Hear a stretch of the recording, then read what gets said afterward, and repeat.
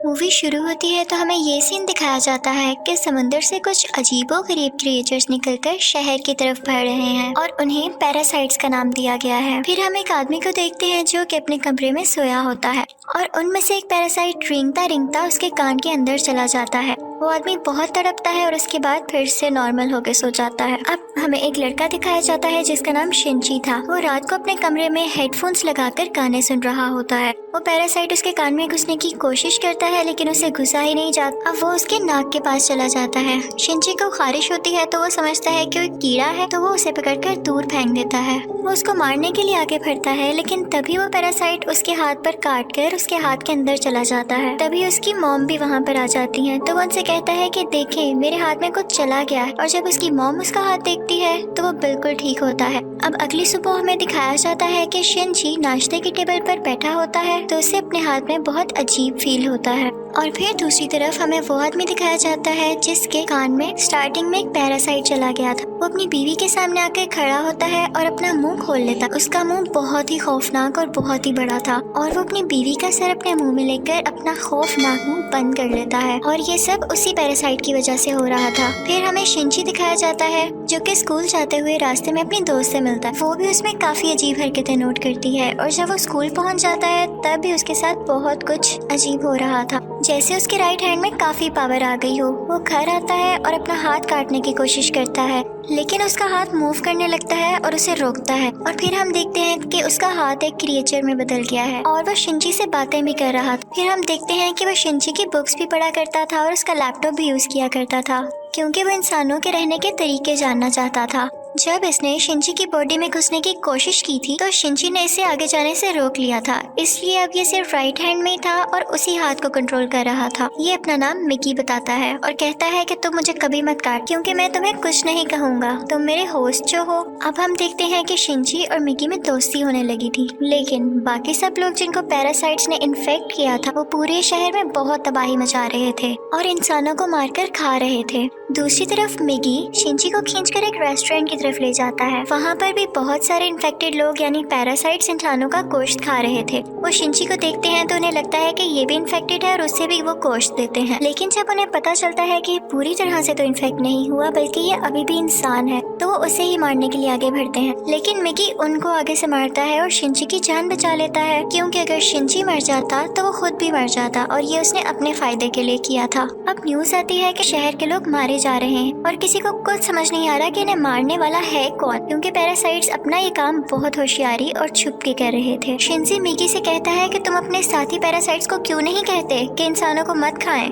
तो मिकी उससे कहता है कि तुम भी तो सब्जियों और जानवरों के गोश्त को खाते हो, तो इसी तरह हम लोगों का खाना इंसान ही है, तो इसमें बुरी बात क्या है। अब मिकी को पता चल जाया करता था कि उनके आसपास कौन सा पैरासाइट है। तो जब शिंजी स्कूल जाता है तो वो उसे बताता है कि तुम्हारे पास एक और पैरासाइट, और वो कोई और नहीं बल्कि उसकी टीचर थी। और टीचर जब शिंजी को देखती है तो उससे भी पता चल जाता है कि इन्फेक्टेड है, लेकिन वो कहती है कि तुम्हें मुझसे डरने की कोई जरूरत नहीं है क्योंकि मैं इंसानों को नुकसान नहीं पहुँचाना चाहती, बल्कि मैं उनके तरीके इसलिए पढ़ रही हूँ ताकि इंसानों जैसी क्वालिटीज हमेशा मुझ में रहें। वो उसे दो और पैरासाइट्स के पास लेकर जाती है, एक स्टूडेंट होता है और एक पुलिस ऑफिसर। वो बताती है कि ये पुलिस ऑफिसर मेरा हस्बैंड है और हमारा बेबी होने वाला है और वो बेबी बिल्कुल नॉर्मल इंसान होगा, तो हम भी इंसानों की तरह ही रहना चाहते हैं। हम किसी को नुकसान नहीं पहुँचाएंगे, किसी को सरेआम नहीं मारेंगे, लेकिन छुप के गोश्त खाना चाहते हैं। तो क्या तुम हमारा ग्रुप ज्वाइन करोगे? लेकिन मिगी इस बात को नहीं मानता। अब अगले दिन वही पुलिस ऑफिसर उन लोगों के पास आता है तो मिगी शिंची को बताता है कि ये हमें मारने आया है क्योंकि इसे पता चल चुका है कि उस दिन रेस्टोरेंट में हमने एक पैरासाइट को मारा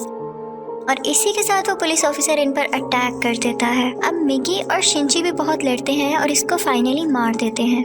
जब शिंची घर आता है तो उसे बहुत बुरा लग रहा कि उसने एक मर्डर कर दिया, लेकिन दूसरी तरफ हम देखते हैं कि पुलिस ऑफिसर की बॉडी से वो पैरासाइट निकलकर किसी और की बॉडी में चला जाता है और ये कोई और नहीं बल्कि शिंची की माँ थी और वो शिंची को मारने के लिए उसकी तरफ बढ़ रही थी। मिगी शिंची को बताता है कि तुम्हें मारना चाहती है, तो शिंची उसे कहता है कि खबरदार तुमने मेरी माँ को कुछ कहा, क्योंकि वो अपनी माँ से बहुत बहुत मोहब्बत करता था और वो नहीं चाहता था कि उसकी माँ मरे। लेकिन देखते ही देखते उसकी माँ का सर भी बाकी पैरासाइट्स की तरह खुलने लगता है और वो शिनची पर अटैक कर देती है। उसका बहुत खून जाया होता है और वो मरने के करीब होता है। लेकिन अगली सुबह हम देखते हैं कि वो दोबारा से उठ खड़ा हुआ है। तो मिगी उसे बताता है कि तुम बहुत जख्मी हो गए थे, लेकिन मैंने अपने सेल से तुम्हारे जख्म को ठीक कर दिया। लेकिन यहाँ बुरी बात ये थी कि अब शिनची की बॉडी में मिगी के सेल्स चले गए थे और अब वो पूरी तरह इन्फेक्ट हो रहा था। अब शिनची अपनी माँ को ढूंढने लगता है, लेकिन वो कहीं पर नहीं मिलती। तो वो टीचर के पास जाता है और पुलिस ऑफिसर के बारे में पूछता है, लेकिन वो टीचर भी उसे कुछ नहीं बताती। मिगी उसे बताता है कि अब दिन में मुझे भी 4 घंटे सोने की जरूरत पड़ेगी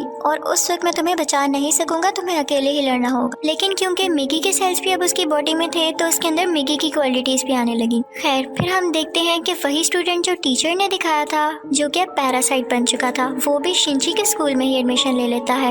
वो शिनची का दोस्त बनने का ड्रामा करता है, लेकिन आहिस्ता आहिस्ता सबको पता चल जाता है कि वो पैरासाइट है और फिर वो स्टूडेंट इन सब को मार देता है। इसके बाद वो शिनची की दोस्त को भी मारने भरता है, लेकिन शिनची अपनी दोस्त को उठाकर बिल्डिंग से जंप लगा देता है। अब वो टीचर वहाँ पर आती है और वो चाहती थी कि स्टूडेंट मर जाए, क्योंकि इसकी वजह से उसका राज भी खुल सकता था। वो वहाँ पर ब्लास्ट करती है, लेकिन उसे कुछ नहीं होता और फिर पुलिस वहाँ पर आ जाती है, लेकिन वो पुलिस को भी मार देता है। अब मिगी शिनची को बताता है कि वो बिल्डिंग की छत पर है और शिनची दूसरी बिल्डिंग की छत पर जाकर उसे एरो से मार देता है। और उसके बाद वो टीचर के पास जाता है और उस पुलिस ऑफिसर का एड्रेस पूछता है, जो कि पैरासाइट था, और टीचर अब उसे एड्रेस दे देती है। उस पुलिस ऑफिसर का पैरासाइट अब भी उसकी माँ के अंदर था। लेकिन यहाँ पर मिगी के सोने का टाइम हो जाता है, तो इसका मतलब ये था कि शिनची को यहाँ पर अकेले ही लड़ना था। उस पैरासाइट को खत्म करने के लिए जैसे तैसे करके वो उसकी गर्दन काट देता है, जिसके बाद उसकी माँ और वो पुलिस ऑफिसर दोनों मारे जाते हैं। फिर हम देखते हैं कि शिनची अपनी दोस्त से हॉस्पिटल मिलने जाता है।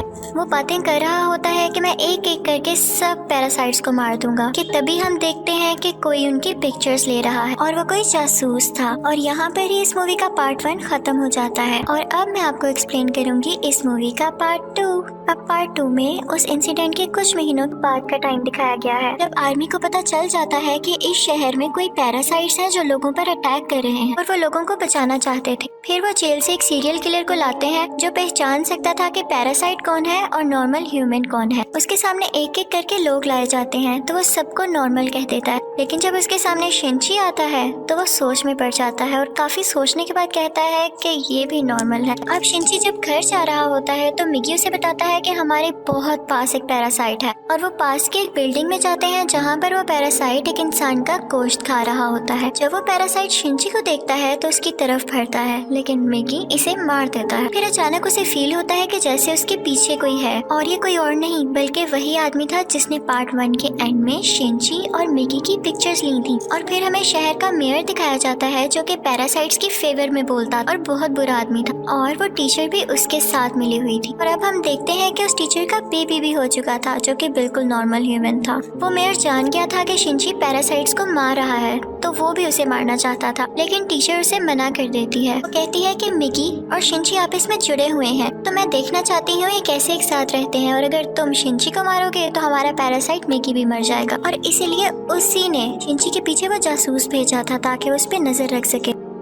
शिनची एक दिन चल रहा होता है कि उसे फिर से फील होता है कि उसके पीछे कोई है। वो जासूस उसकी सारी बात सुनता है और उसे कहता है कि तुम्हें अपने बारे में पुलिस को बता देना चाहिए। तो शिनची उससे कहता है कि नहीं, पुलिस में भी बहुत सारे पैरासाइट्स भरे पड़े हैं। उसे यहाँ पता चल जाता है कि इस जासूस को टीचर ने उसके पीछे लगाया है। तो वो टीचर के पास जाता है और कहता है ये तुम सब क्या कर रहे हो, ये करना बंद क्यों नहीं कर देते? तो टीचर उसे कहती है तो तुम हमारे साथी पैरासाइट्स को क्यों मार रहे हो? वो सिर्फ अभी इंसानों को खाना सीख रहे हैं और कुछ देर बाद वो उनको मारना भी बंद कर देंगे।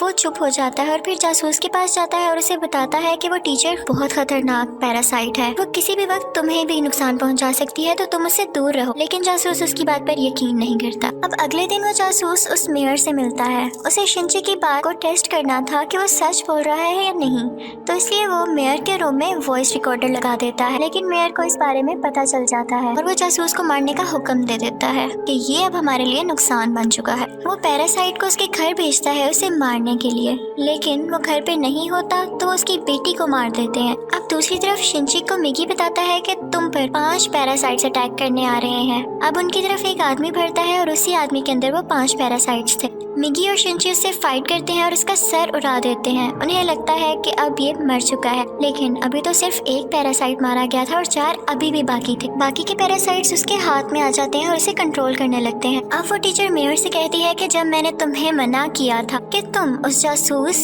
या शिंची को मारने के लिए पैरासाइट नहीं भिजवाओगे तो तुमने ऐसा क्यों किया। अब मेयर यहाँ पर नोट करता है कि उस टीचर के दिल में माँ बनने के बाद इंसानों वाले इमोशंस वापस आ रहे थे, तो इसे बात बिल्कुल अच्छी नहीं लगती। अब वो उस टीचर को मारने के लिए 3 पैरासाइट्स भेजता है, लेकिन चूंकि वो भी पैरासाइट थी तो उसको पता चल जाता है कि कोई उसे मारने आ रहा है और वो उनको पार्किंग में बुलाती है और उन तीनों से अकेले ही मुकाबला करके उन्हें मार देती है। लेकिन जब वो घर आती है तो वो देखती है कि उसका बच्चा वहाँ पर नहीं है और उसे एक नोट मिलता है जिस पर लिखा होता है कि तुम्हारा बच्चा मेरे पास है और ब्रिज पर मुझसे मिलने आओ। इनफैक्ट वो नोट उस जासूस का था। वो अपनी मरी हुई बेटी का बदला लेना चाहता था टीचर के इस बेबी को मारकर। वो टीचर घबराते हुए शिंची को भी अपने साथ वहाँ लेकर जाती है, तो शिंची उस जासूस को बताता है कि तुम्हें इसे मारकर कुछ नहीं मिलेगा क्योंकि ये बेबी एक नॉर्मल इंसान है। इसी दौरान आर्मी भी वहाँ पर आ जाती है और उन्हें पता चल जाता है कि मेयर ने अपनी बिल्डिंग के अंदर बहुत सारे पैरासाइट छुपाए हुए हैं। अब वो बिल्डिंग से एक एक करके लोगों को निकाल रहे थे और उनमें से जो पैरासाइट था वो उसको शूट करते जा रहे थे। सीरियल किलर भी वहीं पर था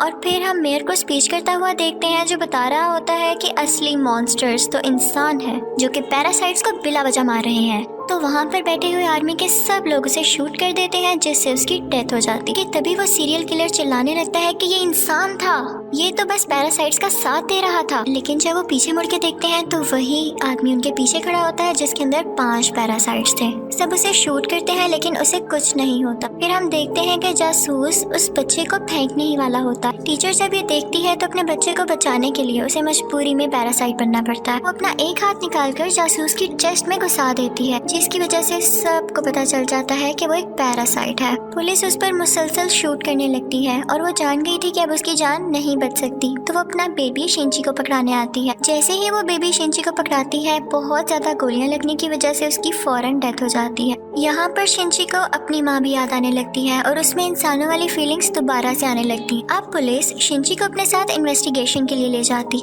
लेकिन साथ ही उन्हें खबर मिलती है कि उस पैरासाइट ने जिसके अंदर 5 पैरासाइट थे आर्मी को मार दिया है। तो शिंची फौरन से कार लेके वहाँ पे जाता है और वही पैरासाइट उसकी कार को रोककर उसका एक्सीडेंट कर देता है। अब वो जंगल में चला जाता है और मिगी से कहता है कि जब तक तुम मेरे साथ हो उसको पता चल जाएगा कि हम कहाँ हैं, तो तुम मुझसे अलहदा हो जाओ प्लीज। इसी के साथ वो पैरासाइट फौरन वहाँ आ जाता है और उन पर अटैक करने लगता है। अब क्योंकि शिंची और मिगी की काफी दोस्ती हो चुकी थी तो मिगी अपनी कुर्बानी दे देता है, यानी अपनी जान सेक्रीफाइस कर देता है, उसकी बॉडी से अलग हो जाता है और शिंची को वहाँ से भाग जाने का कहता है और मिगी को वो पैरासाइट मार देता है, जिस पर शिंची काफी उदास हो जाता है और फिर अपनी दोस्त के घर की तरफ जाता है। वो उसका बहुत ख्याल रखती है। वो लेटा होता है कि एकदम देखता है कि उसके बाजू में से मिगी का एक और हिस्सा ग्रो कर रहा है और ऐसा इसलिए हुआ क्योंकि जब मिगी ने अपने बॉडी सेल्स से उसकी बॉडी को ठीक किया था तो मिगी के सेल्स भी तो उसकी बॉडी में आ गए थे, इसलिए वो चाहता तो दोबारा ग्रो कर सकता था। शिंची को फील हो गया था कि अब ये दोबारा आ रहा है तो उस पैरासाइट को दोबारा से पता चल जाएगा कि मैं कहाँ हूँ, तो अपनी दोस्त की जान बचाने के लिए उसको बाय कहकर वहाँ से चला जाता है। लेकिन जैसे वो बाहर जाता है तो वो पैरासाइट उसे पकड़ लेता है,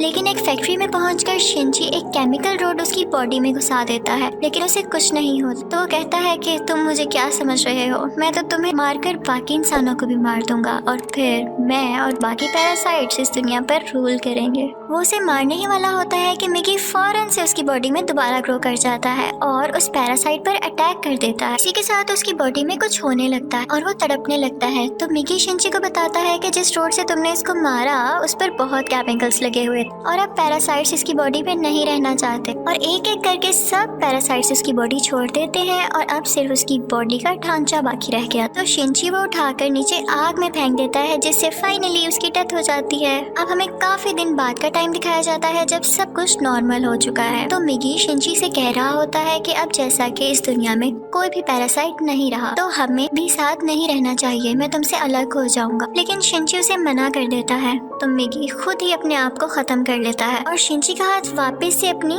फॉर्म में आ जाता है, जिस पर वो काफी उदास हो जाता है और मिगी को मिस करने लगता है। अब हम देखते हैं कि काफी टाइम गुजर गया है और शिंची और उसके दोस्त अच्छी जिंदगी गुजार रहे थे और वो उस टीचर के बेबी से भी मिलने जाया करते थे कि अचानक हम देखते हैं कि वो सीरियल किलर वापस आ गया था और वो शिंची के दोस्त को किडनैप कर लेता है वो उसके कान में कहता है कि असली मॉन्स्टर इंसान है, लेकिन शिनची की दोस्त उसे कहती है कि असली मॉन्स्टर तो तुम हो, तुम लोगों को मारते हो। तो इस बात पर वो सीरियल किलर उसको बिल्डिंग से नीचे धक्का दे देता है, लेकिन शिनची फौरन से जाता है और अपना हाथ लंबा करके उसे बचा लेता है। और यहाँ पर उसे फील होता है कि उसकी मदद यहाँ पर मिगी ने की है। और यहाँ पर मूवी फाइनली खत्म हो जाती है।